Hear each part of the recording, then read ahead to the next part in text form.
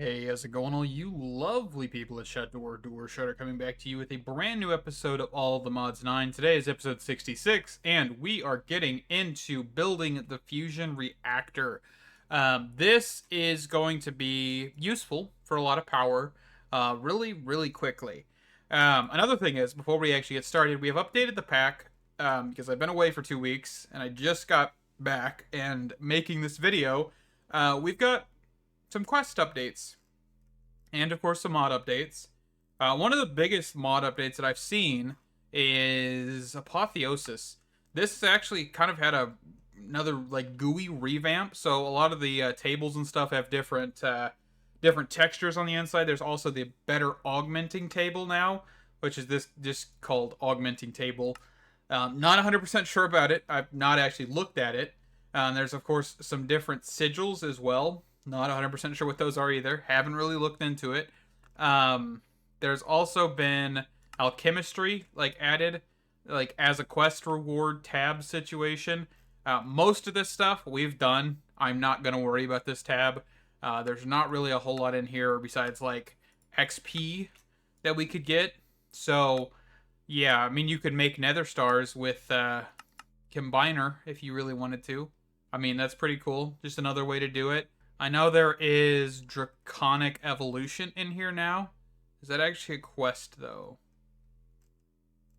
Or am I blind? Right here. Okay, I was just blind. So Draconic Evolution has been put in here, which gives us a massive storage system. We could find a Chaos Island sooner or later. So yeah, there's a whole bunch of goodies added with this. So for Draconic Evolution, we need Draconium Dust or Draconium Dust. This spawns, I believe, in the mining dimension, but it also spawns in the end and some in the overworld, I think, very rarely. But if we look up Draconic, not Fraconic, Draconic ore, we've got the overworld ore, we've got deep slate ore, nether ore, and ender ore. And I'm pretty sure this actually spawns in the mining dimension if I remember reading the patch notes correctly. Not 100% sure if I did. But anyway, we've got some other stuff to look at in the future. But for now, we're going to get building this. So 1, 2, 3. Actually, I built that one off. There we go. I think this is where I want to build it. Let's verify. So if I just do this to this, so the center of this is here. Okay, so that's actually good. Perfect. And then we actually want to make sure, kind of forgot, that this needs to be center as well. Okay, it is. Perfect. All right, so we're doing 9 pieces in the middle. Just kind of do like a star pattern here. Okay. And then the next layer should be no corner blocks, but we're actually going to place a corner block and just remove it here in a second. Okay, let me toggle my jetpack flight down a little bit. Take out the corners. And then our laser input is going to be on this side. And then fusion reactor casings. Oh, we're actually going to put our ports on this side as well, I believe. So fusion reactor port, we're actually going to put one here and one here. Okay. And then what happened to all my fusion reactor frames? There they are. Just do another layer like so. And then the next layer is going to be the exact as it was on the bottom, just on the top. And we'll also need to put the fusion controller up here, which goes right there. Okay. And then I forgot about these fusion reactor logic ports. And I did forget the corner blocks on the middle layer. I'm looking at the wiki, by the way. So one of the other things is, before I forget, is we could actually put glass in these as well. The thing actually says that you can do this as well in the actual just enough mechanics multi-blocks. You can actually have glass, or if you don't want it, you could take it out. But this allows for you to see the inside, so you don't need all of these fusion reactor frames. So really, I could come through with reactor glass and kind of just be able to see the interior of this. So let's do that.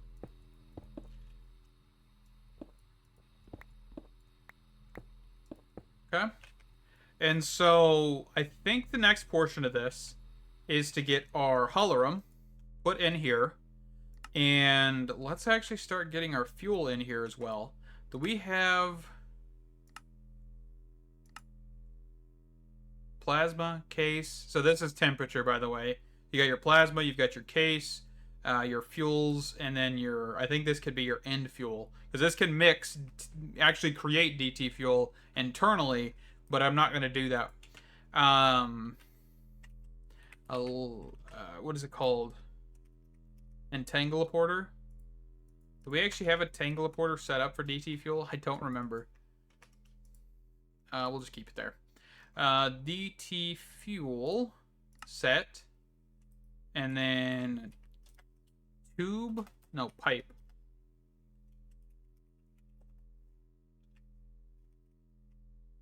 What is it called? Is it called a tube? Pressurized tube? Yeah. And then we actually want to grab a tank. We might as well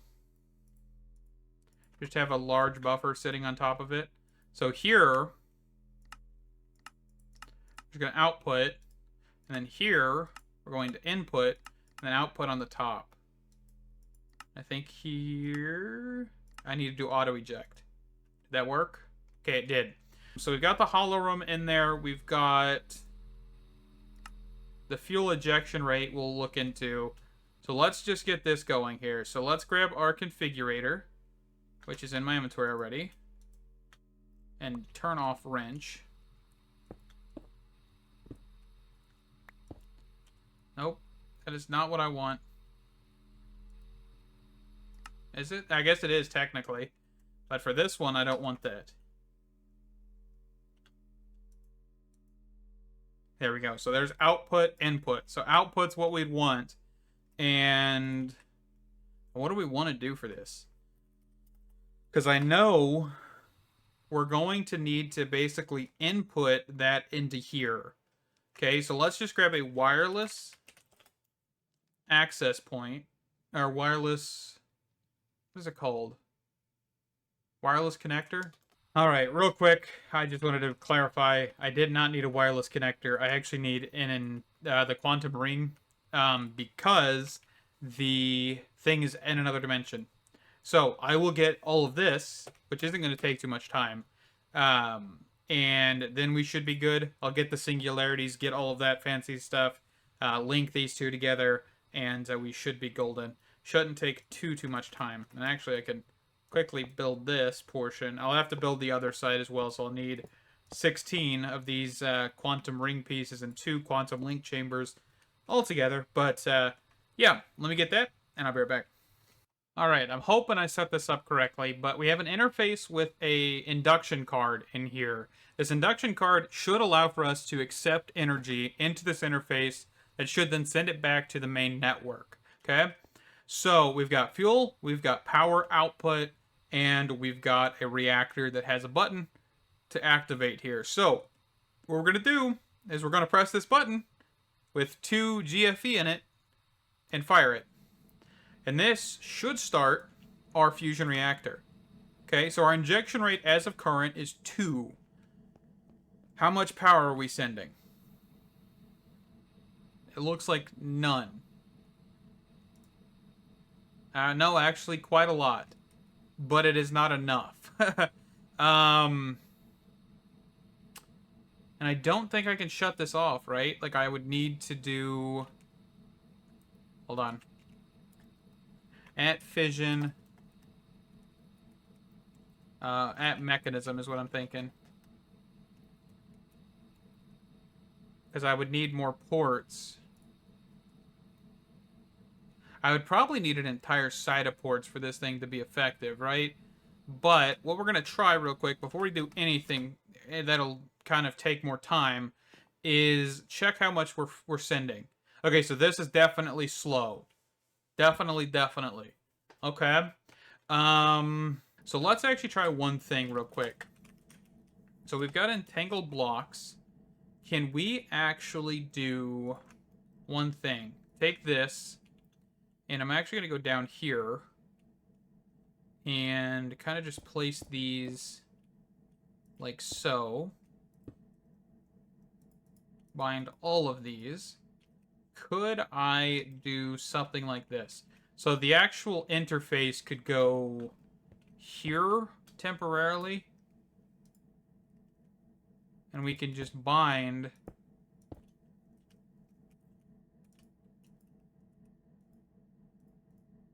and just pull out power using the entangled blocks. And we can just run this up for now. Would that actually be okay? So I don't think this is actually going to be good enough to actually send all this power. Okay, how did I do it back at the base? Because I don't remember. So all of my power generation, as of current, is being put into a flux accessor. But I thought the flux accessor pulls energy from network. Oh, I'm just blind. I could be using a flux accessor. Hold on. I didn't even read that second line because I didn't think it pertained, and I feel like an idiot now. Do we have the ability to make flux accessors? Let's just say like 8 of them for now. Let me get that. I'll switch out the interface for that, and we'll be right back. Alrighty, so real quick, we've got the flux cable placed, and let's go 1, 2, 3. And I'm just going to move this end cap one here and grab some more back because I actually put them away. Cleaned up my inventory for a second. And is that better? Or is it not? Because I think we're like capping it, right? So let's actually get rid of this, which may delete some power. I'm fine with that. And we can actually get rid of this whole piece. Okay. So...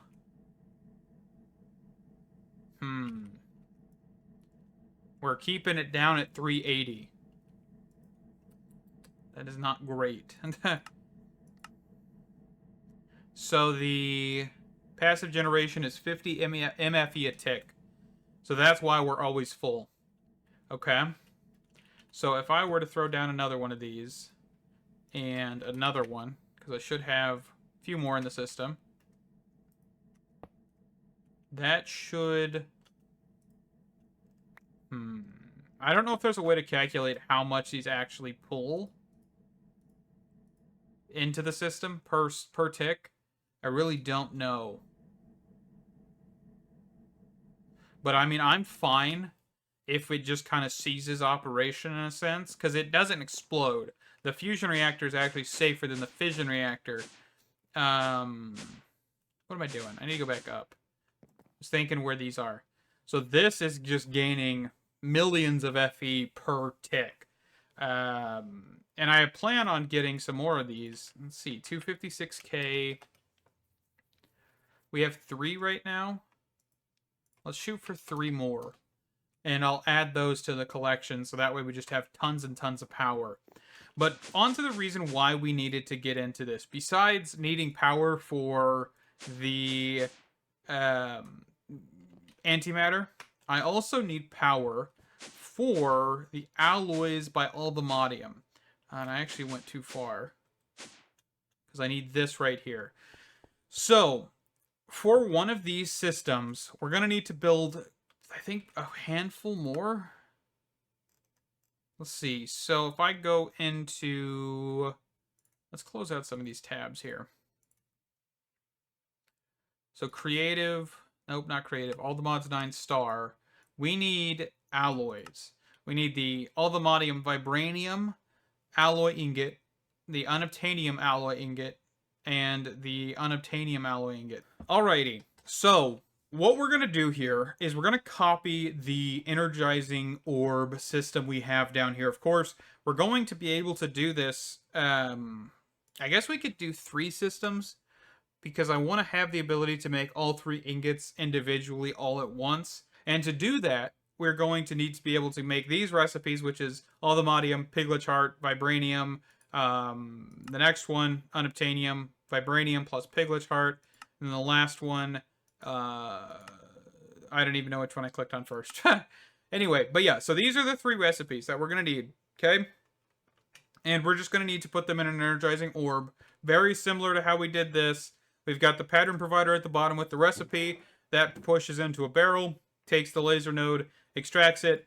Then this pushes down with a counting filter. And then, of course, it pulls out, pushes it into the item interface, and all of that fun stuff. Of course, the energizing orbs are powered by the energizing rods. And these are actually linked using a wrench. They may work if you place them down. Sometimes if you place them in a group of several energizing orbs, there's a chance when you place down a upgraded rod, you will have the issue of this one potentially linking over here or something along those lines. All you need to do, make sure you got a wrench with mode link, and you can just right click, or, you know, hey, I want it over here for a second, and we're back to there. You can only link it to one at a time, by the way. Alright, so let me get this system set up, because it's going to be boring. It's basically the exact same thing we've done before, but just with a lot more power running through it. Alrighty, so after some time, I have done this. Absolute insanity. This is a 9x9 grid of energizing rods with a 9x9 grid underneath it. And this is making our unobtainium shenanigans, right? This is making the alloys that we need, or at least one of them. I will be making, of course, another one, as you can see over there. I've already started, but these things take a hot minute because, of course, I'm making energizing rods, which need a lot of different MISC materials. One thing I need to do is start making crafting recipes with bulk, like 64 crafting operations per or something, because this is slow as can be. I know I'm making 300 of them, so slow is pretty much guaranteed, but I need to figure out a way to make it just better, and I still haven't. I'm honestly not sure if there is a better way. I'm wondering if the Excel, like the, what was it called? Applied, what is the mod called? Molecular... I'm wondering if this mod is actually not as effective as I originally thought. Can run 8 jobs at the same time. Of course, you need crafting coprocessors in the MEA network at first, and 2 times faster than the normal one. However, it only supports a crafting job from the MEA pattern provider, so you can't put in a pattern directly. So I'm wondering what we need to do to speed this process up. Do I need to add more crafting coprocessors here, or is there something else that I need to do? So let's see. So where is this recipe at? So it's right here. So what I'm going to do is actually quickly look up what crafting coprocessors actually do. By pressing G on this. G. There we go. So... let's see, crafting coprocessors. Crafting coprocessors make the system send out ingredient batches for ME pattern providers more often. This allows them to keep up with machines that process quickly. As an example, pattern provider surrounded by molecular assemblers being able to push ingredients faster, and a singular assembler can process and thus distributing the ingredients batches. Okay, so what I'm understanding is that this may be a good option to look into.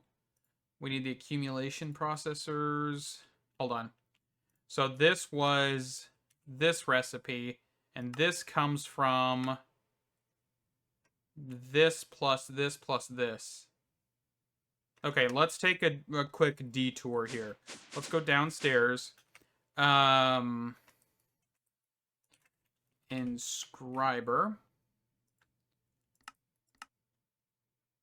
So I should be able to make this. We're just going to set this here for power. So, so press. We'll just look up press. Okay, I don't have any extras, do I? So I have a mysterious cube. Let me grab a normal pickaxe. There we go. And then a singularity. And then this plus engineering and calculation. Engineering, calculation.